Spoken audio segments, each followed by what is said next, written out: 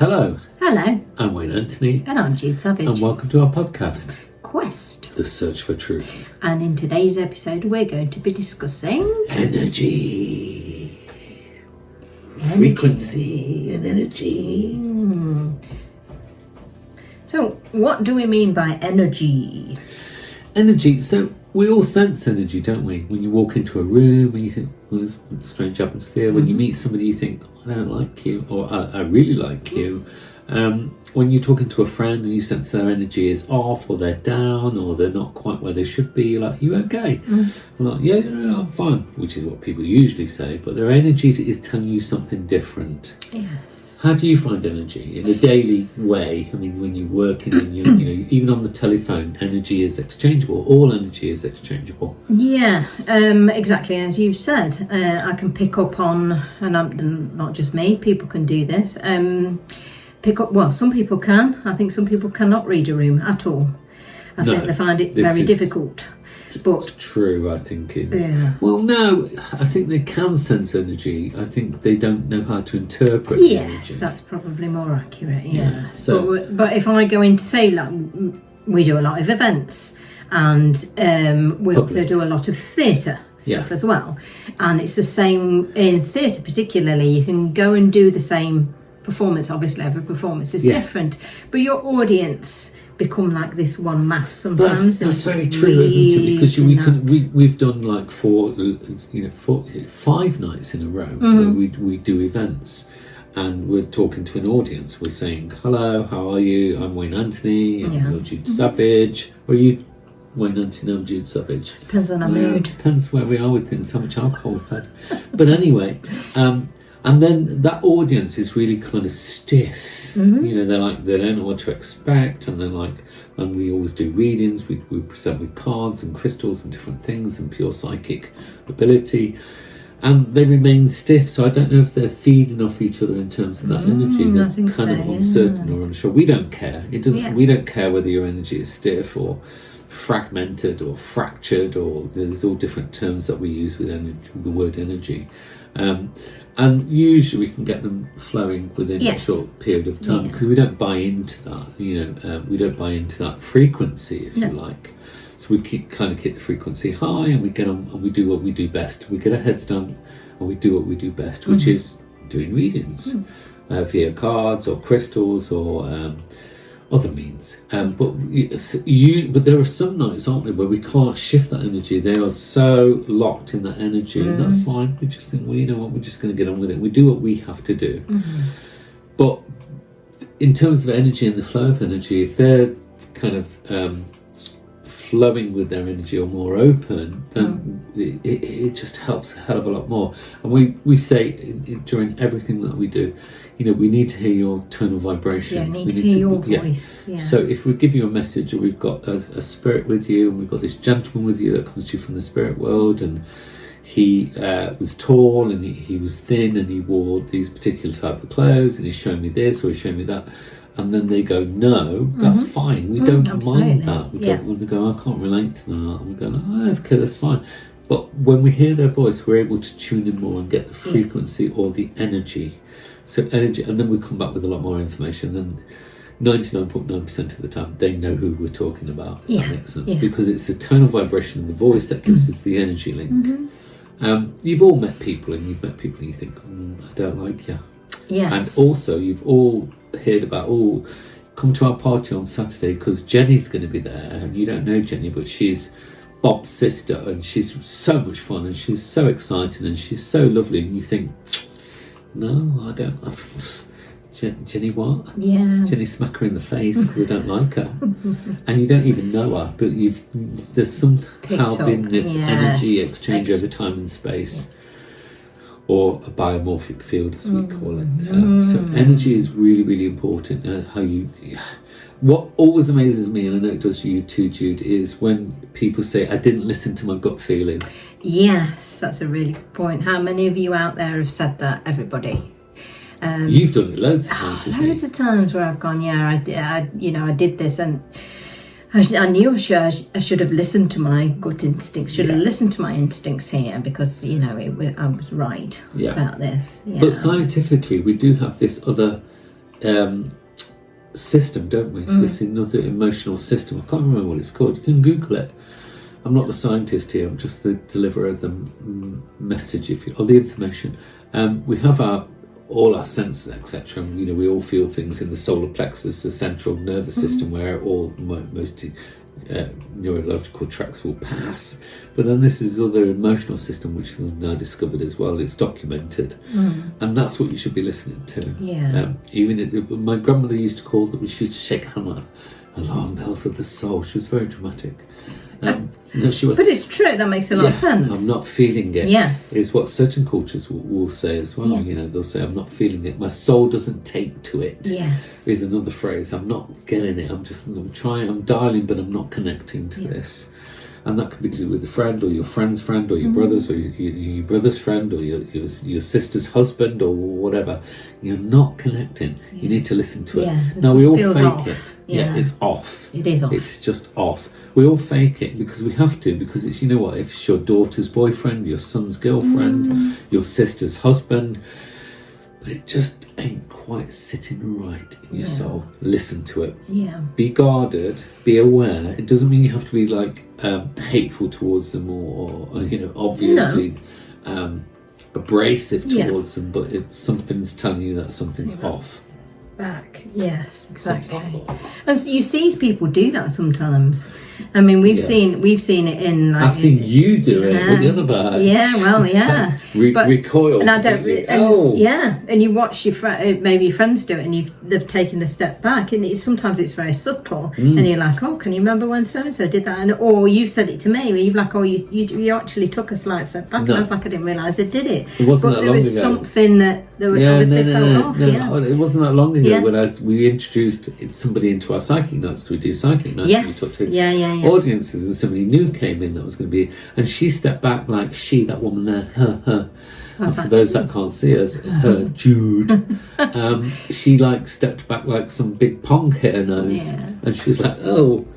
I tried not to laugh because I shouldn't laugh, but I'm a bit twisted in that way, because she completely recoiled at that person's from that energy.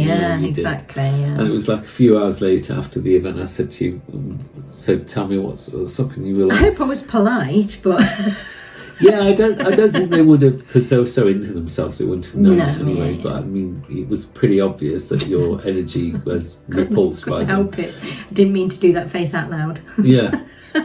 Excuse this face. But you're right, they are like that. So, they didn't join us for another one, did they? No, because energy wasn't right. And energy is really, really important. You get it over the phone. You will telephone somebody, or somebody will telephone you, and you'll think, this ain't quite right. There's something I can't put my finger on.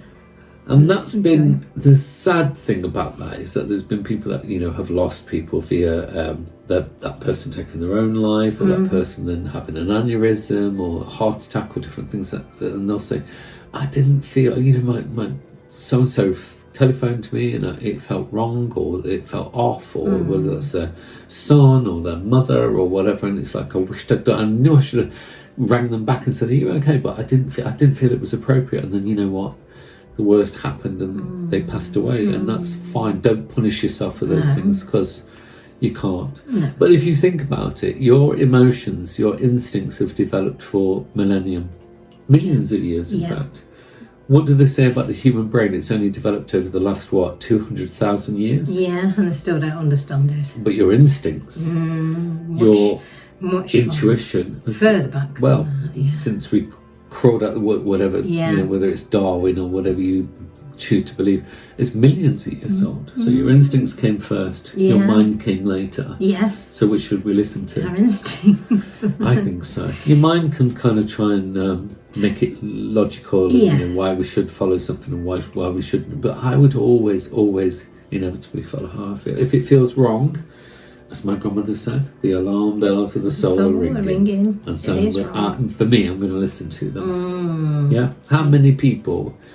How many of you out there have felt something wrong about somebody, be it a friend, a lover, a relative, or a friend of a relative, or just somebody, and you just felt it was wrong, and then later on, 6 months down the line, a year down the line, they proved you to be right?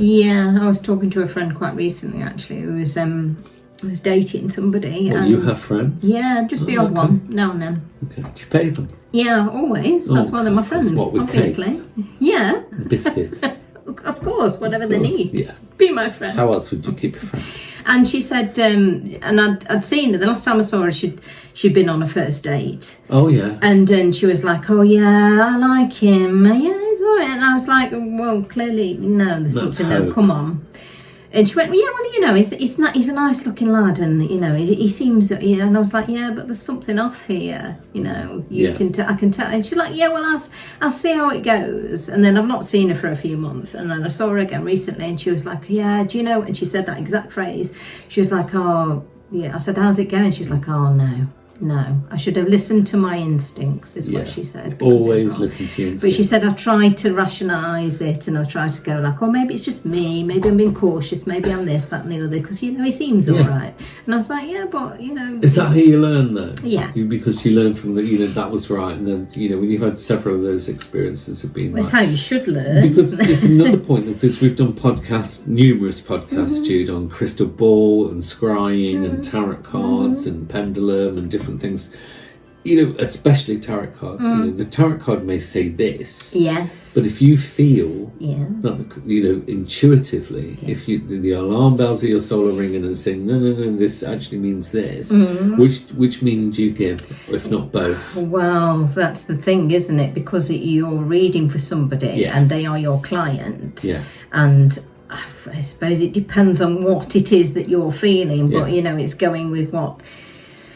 Sometimes you have to say what you feel. So, for instance, you might get the Two of Cups, which is two hearts beat apart, and lovers, and the lovers, and the Sun card. It's very difficult. But it's that person wishing it to be that way, because some people can have dominance over the cards, can't they, psychologically? Yeah. And then every instinct in you tells you that this relationship's not going to work. Well, yeah. How do you do that? How do you do that? Yeah, well. It's a hard one. It's very difficult, and it sometimes... How can you say that to somebody? It's like a health situation, isn't it? Yeah. You know, how do you say to somebody, yeah, you're going to croak it? Well, you don't. No, exactly. Because you can't. You can't. Really. You cannot. It's not appropriate. It's rude, darling, in polite society. And do you know what, though, Wayne? I see on so many things that people talk about, you know, tarot, and you say on tarot forums or whatever, and it's all this doom and gloom. It is, and they're saying, well, this is that. Yeah. And I thought, does that person really need to hear that when they're going through such a difficult time? Where are you finding the positives? Where are you empowering this person? Well, that's the point. I know that you were raised with cards, and I was raised with reading cards as well, and it was always in my family, especially, if you can't empower, then you step away, basically. And you know, for me, if anybody ever tries to make an appointment with me, I've got filters. If that's the telephone, if that's the internet, if that's email, if that's, you know, whatever that is, I recoil from the people I feel I can't give you bad news because things aren't here. Things here aren't good. So I always think you need to go away and sort whatever situation you're in out, and then perhaps I can do you a reading. But I can't be the deliverer of bad news. No. I don't see... I can, to a degree. But I think it's sometimes you can't intervene as well, energy-wise. You can't intervene because that person needs to sort their life out. Yeah, exactly. That person needs to get themselves to where they need to be because they need to learn from that process, if that makes sense. And my energy sometimes, and yours I know, and I've seen you do it, will recoil because you can't help that person at this particular moment in time. No. Not can't, but shouldn't yes, exactly. Because it's not to their advantage at this point. At that moment, yeah. I mean, a lady asked me in one of our events quite recently, she said, look, I'm going through this treatment, I know that it's incurable what I have. Am I going to die anytime soon? No, we're all going to die. That's like, right. And I said, soon. Well, that's it. And I thought, well, A, what do you mean by soon? And also I said, listen. Soon's relative. It's very relative. And I said, listen, how would this benefit you knowing this? I remember this, actually. Yeah. I said, how would this benefit you knowing when? How does that help you in any way? Well, it doesn't. Whatsoever. No.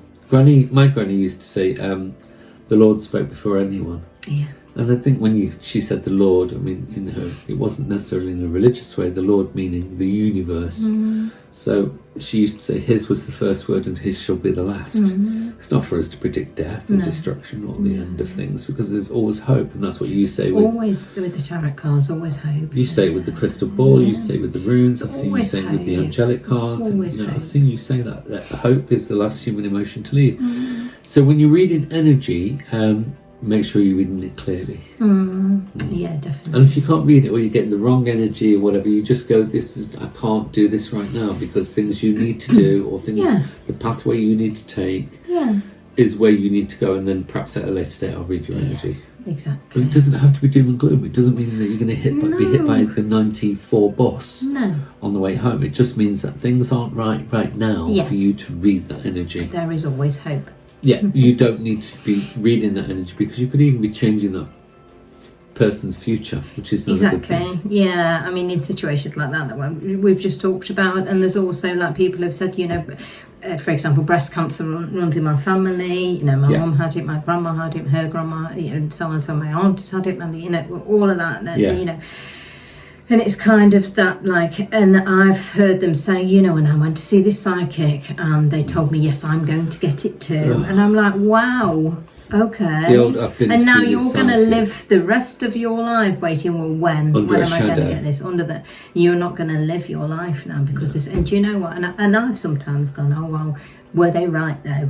Because I thought, do you know what? Even if what I believe, don't live your life like that. And these psychics are often living in their shitty little rented one-bedroom flats surrounded by empty cider bottles and full ashtrays. And it's like, who are you to give an opinion to anybody? Especially a negative one. Horrible. Stop already. Yes. It's not your job to do that. It's not your responsibility. If you're a responsible psychic, you can give energy in a different way. You can exchange that energy in a different way. There's always hope. And some people, will come and they're like, I know I'm terminally ill. The doctor said I've only got like 8 months to live, and it's like, fine, that's fine. Yeah.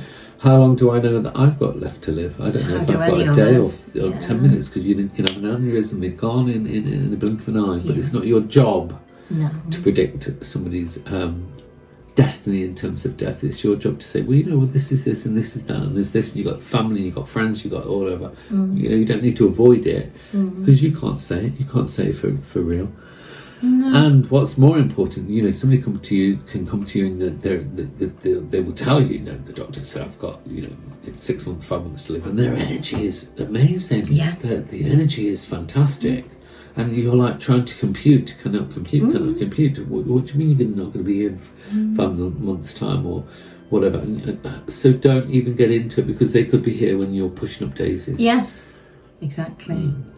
Energy is a strange thing. Read energy. Don't try and read the situational people. No, try a little bit, but it's the energy that matters. Trust your instincts, trust your intuition, tune into that, because that's what you're reading. Or you're going to meet my friend. She's amazing. She's like, does this and she does that, and she climbs Mount Everest and does all these things for charity, and she raises thousands of pounds. You're just going to love her. You're going to meet her. You're going to meet on Friday night. Friday night comes and you hate it deadly. You're like, please, bitch, really?